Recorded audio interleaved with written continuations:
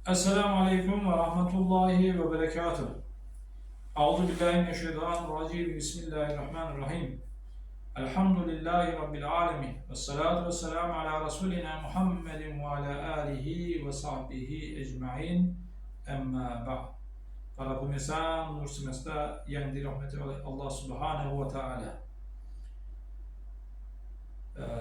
Kita sering tanya siapakah pemuda yang terbaik atau sebaik pemuda itu siapa?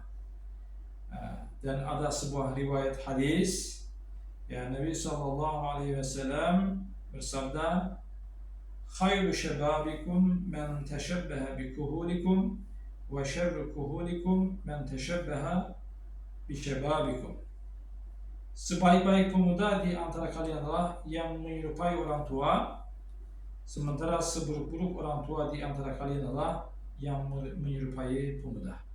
Ini hadis riwayat At-Tabrani di Al-Mu'jam Al-Kabir. Terkait dengan hadis ini, Imam Badiuzzamani Said Nursi mendapatkan sebuah pertanyaan. Beliau ditanya, apakah ungkapan di atas merupakan hadis Nabi Sallallahu Alaihi Wasallam? Kalau ya, apa maksudnya? Nah, ini hadisnya dan maksudnya itu apa? Aku pernah mendengarnya sebagai hadis Nabi.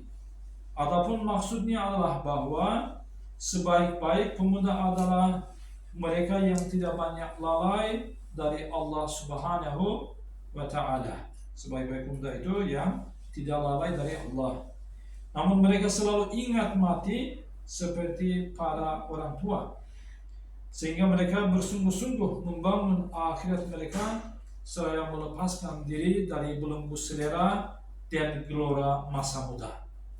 Ya, biasanya kan orang-orang lanjut usia yang giat beribadah karena sudah mungkin dekat dengan kematian gitu ya. Para pemuda juga seharusnya semangatnya seperti itu. Jadi ingat mati, ingat Allah Subhanahu wa taala ya, sehingga bersungguh-sungguh menjalankan perintah dan larangan Allah dan menjauh dari gelora masa muda. Sementara seburuk-buruk orang yang sudah tua di antara kalian adalah yang melalaikan Allah, sehingga terbuai oleh berbagai hal yang melenakan bagi para pemuda, dan mereka pun mengikuti para pemuda itu dalam memperturutkan hawa nafsu persis seperti anak kecil.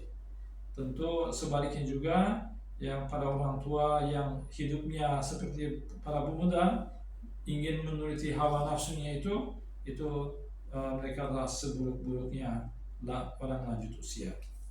Dan di sini ada menarik, satu hal yang menarik bahwa Ustaz Said Nursi itu ada catatan harian. Beliau nulis dan digantungkan di atas pintu tempat di mana beliau tinggal di kamarnya itu. Ada kata-kata bijak yang luar biasa. Izin saya sampaikan juga. Yang pertama adalah, jika engkau menginginkan pelindung, cukuplah Allah bagimu. Ya, jika Dia yang menjadi pelindungmu, maka segala sesuatu akan menjadi temanmu. Ya, kita berlindung kepada Allah, kita dekat dengan Allah, segala sesuatu yang ada di alam ini menjadi teman kita sebenarnya, sahabat karib kita. 2.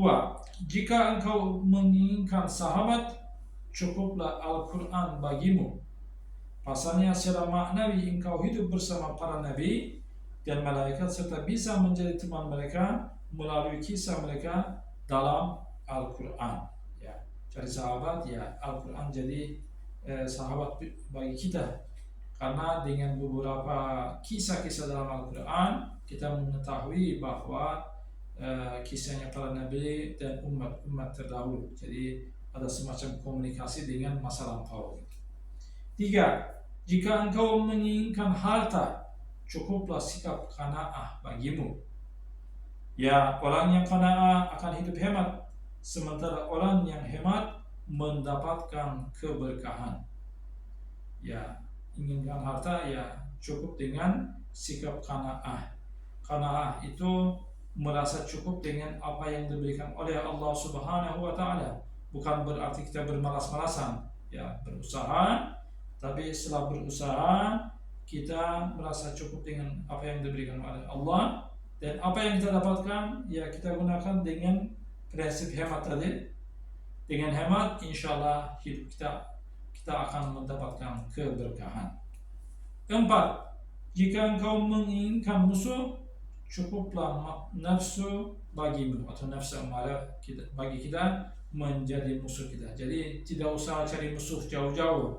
Ya, musuh kita itu ada dalam diri kita. Pasalnya orang yang ujub dengan dirinya pasti akan menghadapi berbagai kesulitan dan mendapat berbagai cobaan. Sementara orang yang tidak ujub akan merasa senang, lapang dan nyaman. Ujub juga di sini ya kita merasa cukup dengan amal ibadah kita, itu sebuah penyakit sebenarnya ya. Kalau merasa cukup berarti apa yang kita lakukan kita merasa cukup dan tidak semangat lagi untuk beribadah, atau dengan ibadah yang kita lakukan kita merasa berhak untuk mendapatkan surganya Allah Subhanahu wa Ta'ala. Makanya harus kita jauh dari sikap ujub tadi. 5. Jika engkau menginginkan juru nasihat, cukuplah kematian bagimu. Ya, orang yang ingat mati akan selamat dari cinta dunia dan berusaha keras untuk akhiratnya. Ya, ini juga perlu kita lakukan. Juru nasihat kita adalah kematian. Makanya sering mungkin ada saudara kita yang meninggal, kita hadiri pemakamannya, atau ada takziah dan sebagainya, atau seperti para ahli tasawuf ada rabitatul maut, mengingat mati. Dengan cara itu insyaallah kita akan selamat dari cinta dunia dan berusaha keras untuk akhirat kita.